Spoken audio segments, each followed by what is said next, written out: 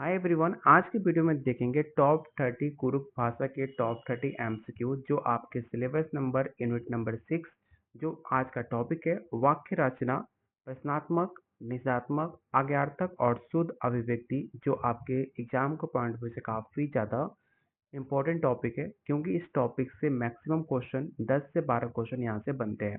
तो आज के वीडियो में जो टॉप 30 क्वेश्चन है अगर आपने इसे अच्छे से कंप्लीट कर लिया तो आपके एग्जाम में मैक्सिमम क्वेश्चन आपको देखने को मिल सकता है। तो चलिए शुरू करते हैं आज का पहला क्वेश्चन। लेकिन उससे पहले अगर आप complete syllabus according complete notes लेना चाहते हो तो सिर्फ 299 में, ठीक है, 299 में सिर्फ आपको 1000 से ज़्यादा आपके सिलेबस अकॉर्डिंग, आपके सिलेबस में सिर्फ 10 यूनिट है तो 10 यूनिट से हमने 1000 से ज़्यादा आपको टॉपिक वाइज क्वेश्चन रेडी किया है जो आप इस नंबर पे कॉल और व्हाट्सएप करके ले सकते हो। कोई भी डाउट होता है तो आप मुझसे डायरेक्ट बात भी कर सकते हो। तो इस नंबर को नोट डाउन कर लेना, चाहे व्हाट्सएप कॉल कर सकते हो, इससे हमारी बात हो जाएगी। तो चलिए शुरू करते हैं आज का पहला क्वेश्चन। कुरुक भाषा में वाक्य का सामान्य क्रम क्या होता है? ये क्वेश्चन आपके एग्जाम में पहले भी पूछा जा चुका है कि इसका सही क्रम क्या होता है, इसका general word order Kurukh sentence में कैसा होता है, आपको ये बताना है। Question number 1।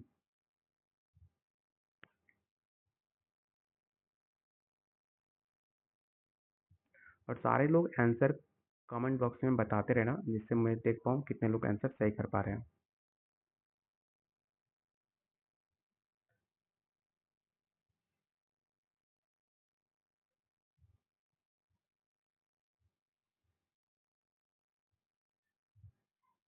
तो क्वेश्चन नंबर 1 का जो राइट आंसर होगा ऑप्शन नंबर आपका सी होगा, कर्ता कर्म क्रिया।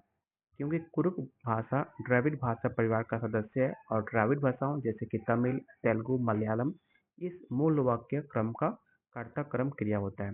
हिंदी में कर्म जो होता है वो कर्ता होता है और क्रिया आपका क्रम होता है, लेकिन कुरुक में क्रिया हमेशा वाक्य के अंत में आती है, इसे याद रखिएगा।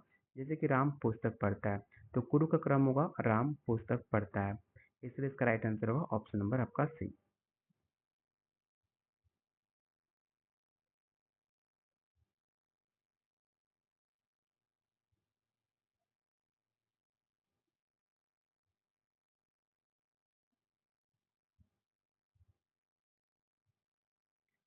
क्वेश्चन नंबर सेकंड है कुरुक भाषा में प्रश्नवाचक वाक्य बनाने के लिए किसका प्रयोग किया जाता है? पहला ऑप्शन है वाक्य के अंत में स्वर का उच्चारण बदलकर। ऑप्शन बी है केवल प्रश्नवाचक चिन्ह का प्रयोग करके। ऑप्शन सी है प्रश्नवाचक शब्दों का प्रयोग करके, या ऑप्शन नंबर डी ना प्रत्यय का प्रयोग करके। देखो ऐसे क्वेश्चन जितना आप प्रैक्टिस करोगे, जितना आप वीडियो देखोगे, हर एक पॉइंट को आप नोट डाउन करते रहोगे तो जाकर आपका कंफ्यूजन दूर होगा। क्योंकि एक बार वीडियो देखने से आपका कंफ्यूजन दूर नहीं होगा, इसलिए मेरा सजेशन रहेगा कि वीडियो को 2 से 3 बार देखना और क्वेश्चन और जो आपका ऑप्शन है उसे समझकर आंसर बताओगे तो आपको आसानी होगी आंसर को फाइंड आउट करने में। तो क्वेश्चन नंबर 2 का जो भी आंसर सी बता रहे हैं उनका आंसर बिल्कुल सही है, प्रश्नवाचक शब्द का प्रयोग करके। क्योंकि जो कुरुख में प्रश्नवाचक वाक्य जब बनाते हो आप तो उसमें विशिष्ट प्रश्नवाचक शब्दों का प्रयोग किया जाता है, जैसे कि कौन, क्या, कब, कहाँ, क्यों। ठीक है, इसलिए विकल्प आपका ए बिल्कुल सही है। बी क्यों नहीं होगा? क्योंकि बी सिर्फ चिन्ह लगाने का व्याकरण नहीं बनता। मान लो कि अगर आप सिर्फ सिंबल लगा लेते हो तो उससे व्याकरण नहीं बन जाता। वही ऑप्शन डी है, जो ना होता है वो प्रत्येक प्रश्न के लिए नहीं होता है। ठीक है, जो ना होता है वो आपके निषेध के लिए प्रयुक्त किया जाता है, इसलिए इसका विकल्प सी आपका सही है। क्वेश्चन नंबर थर्ड, निम्नलिखित में कौन सा कुरुख भाषा का निषेधात्मक वाक्य है, मतलब नकारात्मक वाक्य है, आपको ये बताना है। पहला ऑप्शन है वो आया। ऑप्शन नंबर बी है यह लड़का है। ऑप्शन सी वह नहीं आया, या ऑप्शन नंबर डी क्या तुम आए। तो यहाँ पर एक तरह आपको हिंदी भी दी गई है, एक तरह आपको कुरुख भाषा में भी लिखा गया है। तो आप दोनों ऑप्शन पढ़कर आप बता सकते हो कि कुरुख भाषा का नकारात्मक वाक्य कौन है इन चार ऑप्शन में।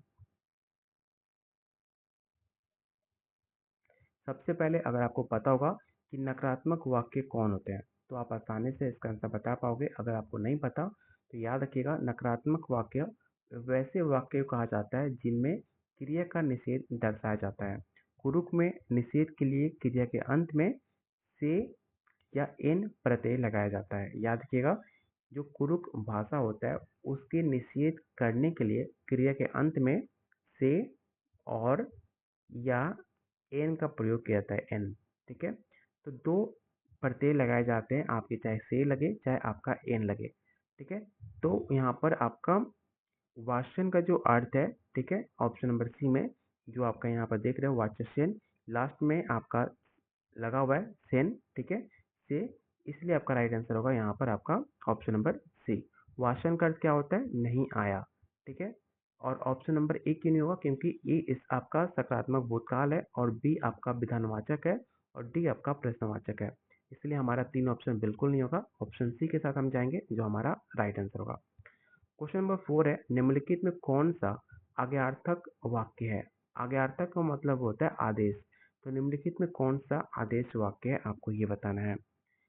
हिंदी में भी पढ़ सकते हो और कुरुक भाषा में पढ़ सकते हो और आपको फाइंड आउट करना है कि कौन सा आदेश वाक्य है। अगर आप आदेश वाक्य पहचान पाओगे तो हमारा राइट आंसर वही हो जाएगा।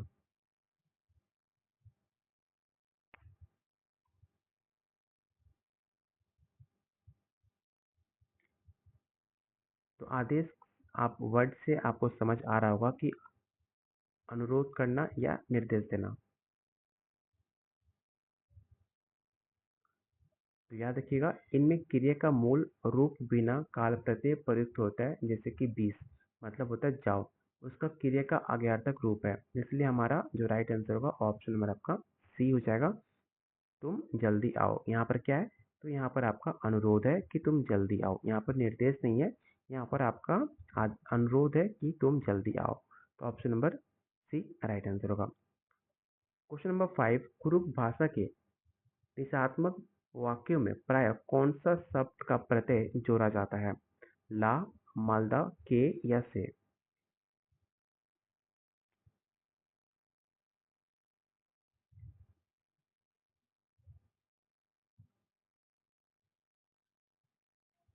तो क्वेश्चन नंबर 5 का जो भी आंसर सी बता रहे हैं उनका आंसर गलत है, क्योंकि आपने शायद सोचा होगा सारे क्वेश्चन का आंसर सी जा रहा है तो सी टेक आउट कर दूं, लेकिन ऐसा नहीं है, सी आपका गलत आंसर है।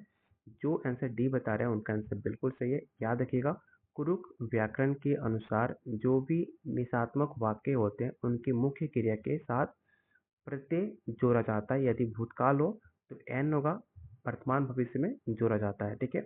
यदि आपका भूतकाल हो, चाहे वर्तमान हो, चाहे आपका भविष्य, उसमें एन जोड़ा जाता है, ठीक है। तो अब ऑप्शन नंबर डी हमारा राइट आंसर होगा, से या आपका एन।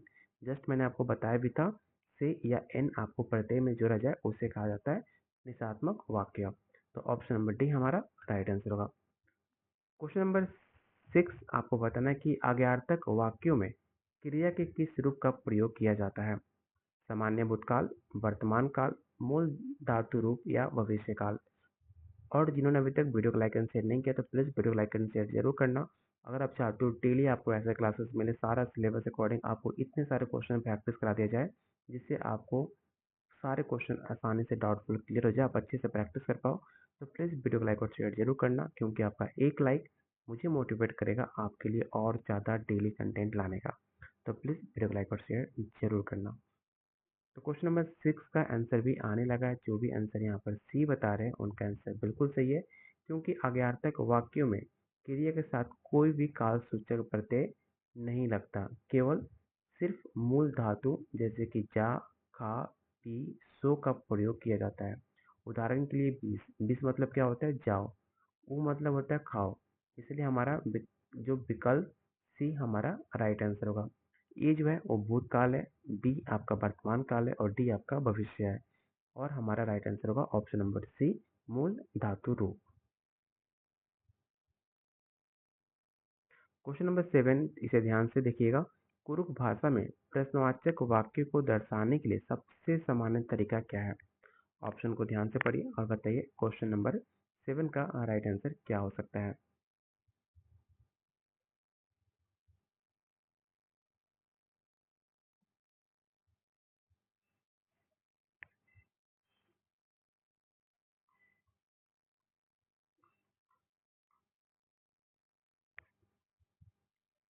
तो क्वेश्चन नंबर 7 का राइट आंसर होगा ऑप्शन नंबर आपका बी, जो बिल्कुल किसी का भी आंसर बी नहीं आ रहा था, तो बी आपका राइट आंसर होगा, क्योंकि कुरुक में चाहे हाँ हो चाहे ना हो, ऐसे प्रश्न में बनाने के लिए सबसे सामान्य तरीका होता है वाक्य के अंत में प्रश्नवाचक प्रत्यय को जोड़ना, तब जाकर आप यस एंड नो में आंसर आप दे पाओगे।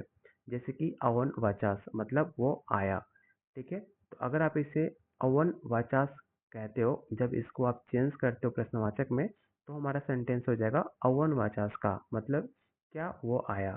तो इसको प्रश्नवाचक बनाने में हम यस एंड नो आंसर देने के लिए हमें क्वेश्चन को प्रश्नवाचक बनाना होता है, इसलिए हमारा राइट आंसर है वो ऑप्शन नंबर आपका बी। क्वेश्चन नंबर 8 आपको बताना है कि एरा पुस्तक एरिकस, इसका मतलब क्या हुआ। उसने ये पुस्तक पढ़ी, तो इसको प्रश्नवाचक बनाइए, मतलब इस क्वेश्चन को आपको प्रश्नवाचक में चेंज करना है। जैसे कि आपने कई बार हिंदी हो चाहे इंग्लिश हो, उस आपने देखा होगा कि एक सेंटेंस को, एक स्टेटमेंट को हम इंट्रोगेटिव सेंटेंस में चेंज करते हैं, मतलब प्रश्नवाचक सेंटेंस में हम चेंज करते हैं, अगर आपने ग्रामर हिंदी इंग्लिश में पढ़ा होगा, ठीक है। तो सेम इसी तरह आपको कुरुख भाषा को इंट्रोगेटिव आपको प्रश्नवाचक सेंटेंस में चेंज करना है। काफ़ी आसान है, आप क्वेश्चन ऑप्शन को देखकर भी राइट आंसर आसानी से फाइंड कर सकते हो कि इसका राइट आंसर क्या होगा। देखो ध्यान से क्वेश्चन जब पढ़ोगे ना, तो आपको सारे सेंटेंस में आपको क्वेश्चन मार्क दिखेगा, इसलिए आपको थोड़ा सा डिफिकल्ट होगा कि आंसर फाइंड करने में कौन सा आंसर सही होगा। लेकिन अगर आप कुरुख भाषा को थोड़ा बहुत जानते हो, तो आप ऑप्शन ए के साथ जा सकते हो कि एरा पुस्तक एडिस किसका मतलब, इसमें दिए गए विधानवाचक वाक्य को जब आप प्रश्नवाचक बनाने का नियम के हिसाब से जब उसे आप ट्रांसलेट करते हो, ठीक है, तो एडिकस का होता है क्या पढ़ी, और इसलिए आपका राइट आंसर होगा ऑप्शन नंबर आपका ए। ठीक है, यहाँ पर बी सी डी क्यों नहीं होगा, तो मैं वो भी बताता हूँ कि बी सी डी क्यों नहीं होगा। ठीक है, क्योंकि अन्य विकल्पों में जो आपका कान है, तो कान का होता है मतलब होता है कौन, ठीक है, की का मतलब होता है जो, ठीक है, इसलिए हमारा, और का अर्थ होता है क्या पढ़ी, ठीक है, इसलिए हमारा बी सी डी हमारा राइट आंसर नहीं होगा, हम ऑप्शन ए के साथ जाएंगे। क्वेश्चन नंबर 9 आपको बताना है कि कुरुख भाषा में प्रश्नात्मक, निषेधात्मक और आज्ञार्थक प्रयोग की शुद्धता किस पर निर्भर करती है। क्वेश्चन काफ़ी इंपॉर्टेंट है, आप ऑप्शन को ध्यान से पढ़ना और बताना है इसका राइट आंसर क्या होगा। तो आपके पास तीन ऑप्शन दिख रहे होंगे, चौथा ऑप्शन विजिबल नहीं है, लेकिन हमारा तीन ऑप्शन में से कोई एक राइट आंसर है, तो आप आसानी से बता पाओगे कि ऑप्शन तीन में से कौन हमारा राइट आंसर होगा।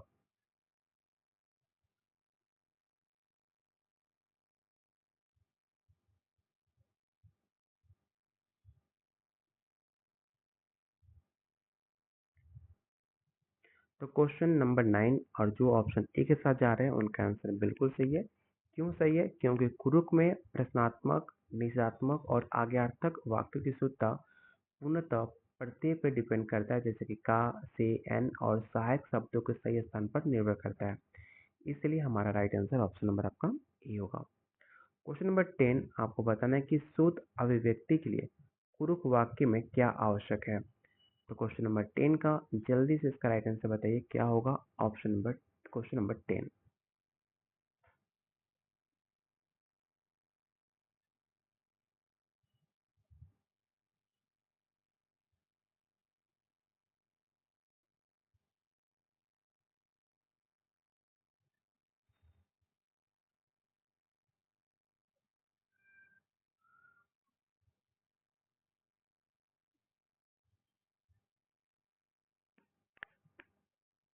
तो क्वेश्चन नंबर 10 का राइट आंसर होगा ऑप्शन नंबर आपका बी, ठीक है।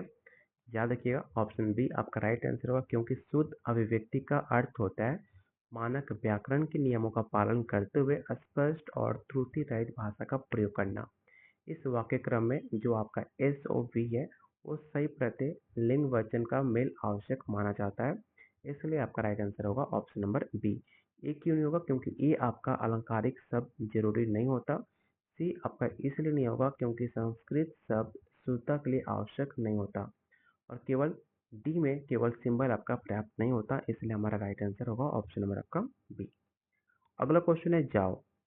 जाओ के लिए सही आज्ञार्थक रूप क्या हो सकता है, बताइए। क्वेश्चन 11 का राइट आंसर क्या होगा। क्वेश्चन काफी आसान है और इम्पोर्टेंट भी है, क्योंकि कई बार एग्जाम में पूछा भी जा चुका है।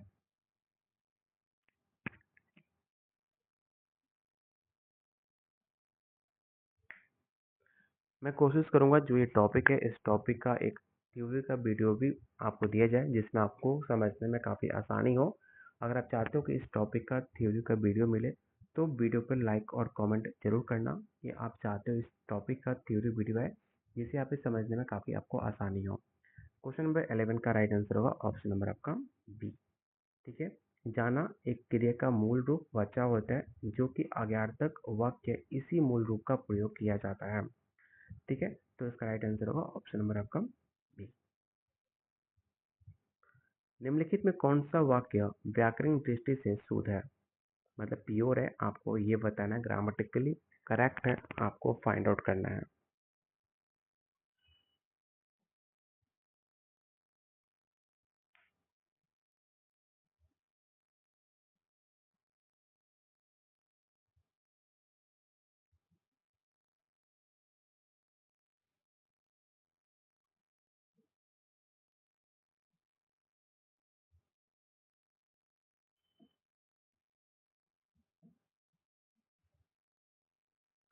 तो क्वेश्चन नंबर 12 का राइट आंसर होगा ऑप्शन नंबर आपका ए हो जाएगा। ये क्यों होगा? क्योंकि प्रश्नवाचक सर्वनाम कौन के लिए कुरुक में नेगा या कान का प्रयोग होता है और यहाँ पर नेगा का प्रयोग वाक्य के अंत में किया गया है जो कि सही है। इसलिए हमारा राइट आंसर होगा ऑप्शन नंबर आपका ए। क्वेश्चन नंबर 13 कुरुक भाषा में यस एंड नो के लिए क्या शब्द है? बताइए इसका राइट आंसर क्या होगा।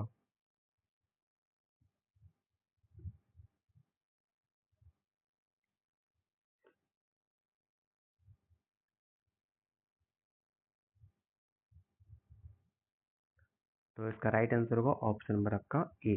याद रखिएगा होए और ना। एक बात और यहाँ पर ध्यान रखने वाली बात है कि कुरुक भाषा में हाँ के लिए होए और नए के लिए ना का शब्द काफी प्रचलित है और ये मौलिक कुरुक शब्द है, ना कि किसी हिंदी से ना किसी संस्कृत से लिया गया है। यह एक मौलिक कुरुक शब्द है। इसकी उत्पत्ति मौलिक कुरुक शब्द से हुई है, ना कि किसी हिंदी और संस्कृत से हुई है। इसे भी आप ध्यान रखिएगा, ऑप्शन नंबर ए आपका राइट आंसर होगा। अगला क्वेश्चन है तुम कदे वाचास का हिंदी अर्थ क्या होगा? बताइए इसका हिंदी वर्ड क्या होगा, हिंदी सेंटेंस क्या होगा, आप आसानी से बता पाओगे कि तुम कदे वाचास का अर्थ क्या होगा।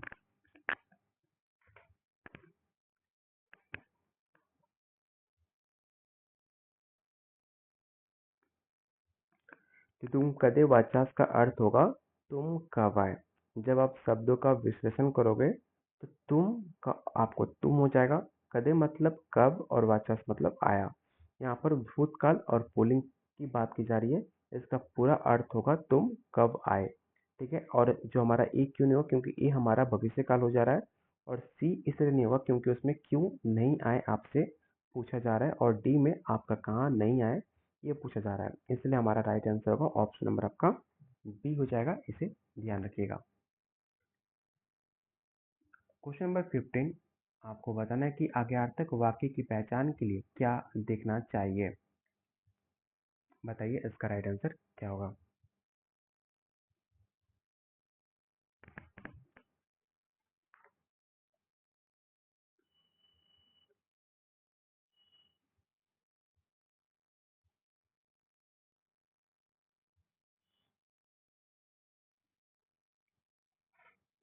तो क्वेश्चन नंबर 15 का राइट आंसर होगा ऑप्शन नंबर आपका डी, वाक्य में क्रिया और या मूल विशेष रूप होना। अगला क्वेश्चन है कुरुक भाषा की दो मुख्य लिंग श्रेणियां कौन कौन सी है। ये क्वेश्चन का आंसर मैंने पहले की वीडियो में बताया हुआ है। उस वीडियो को भी जाकर चेकआउट कर सकते हो। ऑलरेडी हमने 4-5 वीडियो कंप्लीट कर चुके हैं। अगर आपने उस वीडियो को नहीं देखा है तो आप जाकर उस वीडियो के प्लेलिस्ट में चेकआउट कर सकते हो, जहाँ पे आपको वीडियो मिल जाएगा। और क्वेश्चन नंबर 16 का जो कि आंसर डी बता रहे हैं उनका आंसर बिल्कुल सही है, क्योंकि मैंने बताया भी था कि कुरुक भाषा की अनूठी लिंग प्रणाली है। यहाँ पर सिर्फ केवल पुल्लिंग पुरुष जाति और देवता के लिए अब पुल्लिंग स्त्री बच्चे जानवर की भेद करती है। याद रखिएगा, जो पुल्लिंग हो गया पुल्लिंग में आपके पुरुष जाति और आपके जो देवता होते हैं उनको शामिल किया जाता है, और जो आप पुल्लिंग है उसके अंदर स्त्री बच्चे वस्तुएं और जानवर को शामिल किया जाता है, जो कि हमारा हिंदी और इंग्लिश से काफ़ी डिफरेंट है। आपके कुरु की जेंडर को डिवाइड करने वाली नीति। इसे याद रखिएगा, ऑप्शन नंबर डी आपका राइट आंसर होगा। क्वेश्चन नंबर 17 वो नहीं जाता है, इसको आपको ट्रांसलेट करना है कुरुक भाषा में।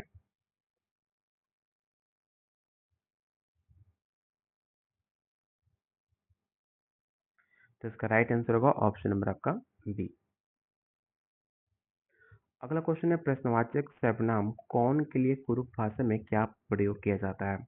तो जस्ट मैंने आपको बताया था कि कौन के लिए कौन सा भाषा प्रयोग किया जाता है। याद रखिएगा का के लिए क्या होता है, का के लिए होता है क्या, ठीक है। इसका मतलब होता है क्या, की का मतलब होता है कौन सा, ठीक है। कदे मतलब होता है कब, और ठीक है, कदे मतलब होता है कब, और कान का मतलब होता है कौन, ठीक है। तो हमारा राइट आंसर क्या होगा, ऑप्शन नंबर आपका सी होगा, क्योंकि कौन के लिए पूछा गया था तो कौन हमारा सी ऑप्शन होगा। क्वेश्चन नंबर 19, अवन सुलास इस वाक्य का निषेधात्मक बनाइए। मतलब इस सेंटेंस को आपको निषेधात्मक ट्रांसलेट करना है, आपको सेंटेंस को नेगेटिव में बदलना है, आपको नकारात्मक बनाना है।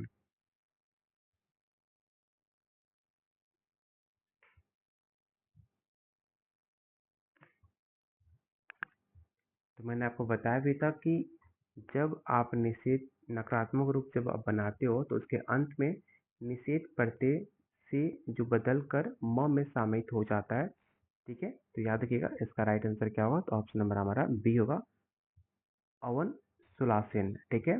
ऑप्शन नंबर बी आपका राइट आंसर होगा। अगला क्वेश्चन है कुरुक में परों के लिए आज्ञार्थक रूप क्या है। जो परो हम बोलते हैं, जो रीड बोलते हैं, उसको हम इम्परेटिव फॉर्म में कैसे लिखेंगे, कैसे क्या बोलते हैं, आपको बताना है।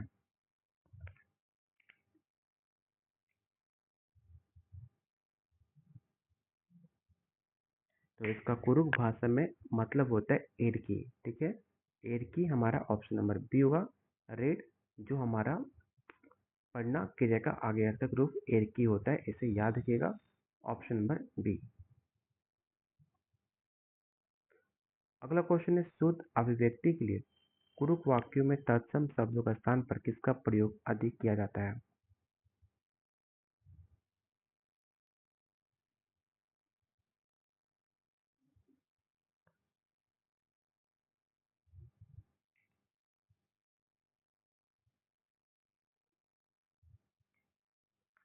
तो क्वेश्चन 21 का राइट आंसर होगा ऑप्शन नंबर आपका सी, देशज या मौलिक कुरुक शब्द, इसे याद रखिएगा, option number C. Question number 22, वो मकान नहीं गया, इसके लिए सही कुरुक अनुवाद क्या है। He did not go home, इसको आप ट्रांसलेट करना है कुरुक सेंटेंस में।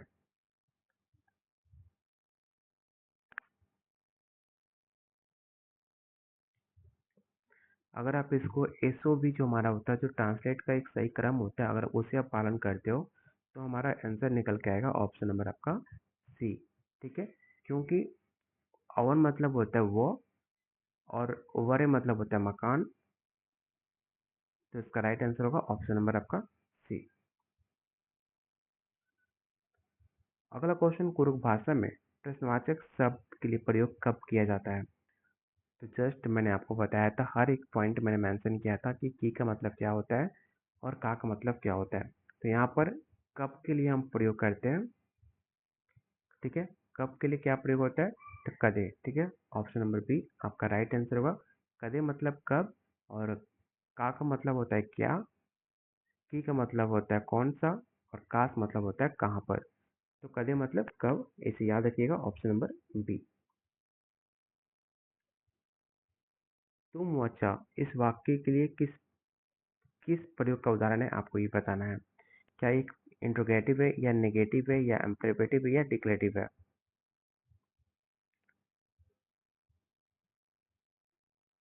सबसे पहले तो यहाँ पर ए ऑप्शन तो बिल्कुल नहीं होगा, क्योंकि क्वेश्चन मार्क लगा नहीं है। तो एक तो आपका हो नहीं सकता, तीन ऑप्शन बचते हैं, तीन ऑप्शन में से आपको एक राइट आंसर बताना है कि इसका राइट आंसर क्या होगा।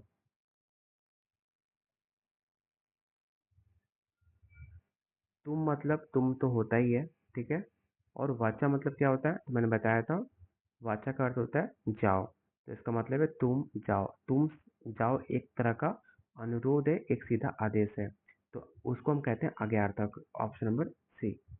और आज का लास्ट क्वेश्चन आपको बताना है कि कुरुक में क्या के लिए कौन सा शब्द प्रश्नवाचक शब्द प्रयोग की जाती है। तो मैंने आपको जस्ट बताया कि का मतलब होता है क्या, ठीक है। तो हमारा राइट आंसर होगा ऑप्शन नंबर आपका बी, कि तुम चाहते हो, ठीक है।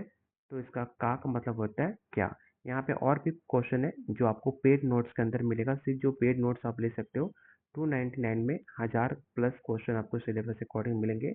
अगर आपने इतने सारे क्वेश्चन प्रैक्टिस कर लिया तो इससे बाहर एग्जाम में क्वेश्चन नहीं पूछेगा, इसकी गारंटी है। अगर आप चाहते हो डेली आपको वीडियो मिले यूट्यूब पे, तो आप प्लीज़ वीडियो को लाइक और शेयर जरूर करना, चैनल को सब्सक्राइब कर लेना।